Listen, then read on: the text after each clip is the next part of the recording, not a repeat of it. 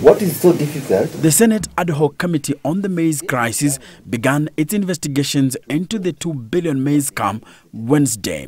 First to appear were representatives of the National Treasury. In the process of grilling, ministry officials admitted that the issue of illegal payments to maize farmers and traders might be traced back to the time duty-free importation was okayed between May and October. These traders would have paid this much. They would have paid 16 Yes, at billion. of 16 billion. According to the government then, domestic supply of maize had fallen to an unprecedented level, and so without the duty-free importation, consumer prices of maize flour would have hit the roof. So we had two types of maize. This opened the door for the lords of hunger, from briefcase contractors who offered supposed long-term solutions to the maize shortage to maize cartels that cashed in on duty-free imports, exploiting loopholes and the system. First, the National Treasury, KRA and the Ministry of Agriculture did not put a limit on the quantity of maize that was to be shipped into the country during the period. Did they do a research on how much we needed? As Treasury, we could not know the quantities that was required.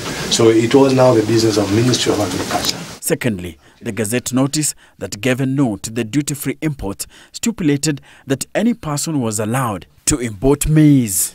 Senators in the committee questioned the significance of the phrase "any person" in that context. The outcome was the flooding of the Kenyan market with cheap maize from the non-COMESA countries. Come October 2017, at the time of the expiry of the initial Gazette notice, an extension was sought and approved. Kenyans were busy in the electioneering period.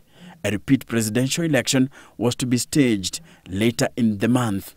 What did they say? The ministry said that there was no maize. That the situation is not where we are, so They said the situation had not stabilized. So they still needed some more maize to come. Again, the same boardroom, the same number of people. We need that letter. We need that letter because that is a very dangerous precedent. The tricks by the maize cartels became even more interesting at this point. According to Treasury, the maize barons imported the commodity duty-free as per the Gazette notice in bulk and later sold the commodity to NCPB in the name of farmers at 3,600 shillings per bag. And when the government subsidized maize purchased from NCPB for millers to produce cheap flour, the very same traders bought back from the NCPB the same maize they sold at 3,600, buying at the new subsidized price of 2,000 shillings per bag. So they made a cool 1,600 shillings per bag from the government. The Agriculture CS Mwangi Kiunjuri wants some of the payments to such traders investigated. Let's pick on one of the farmers paid, Celestine Chepchirchir. She supplied NCPB with 150,386 bags of maize and made 383 million shillings. Each passing day, new details about the maize scam are emerging.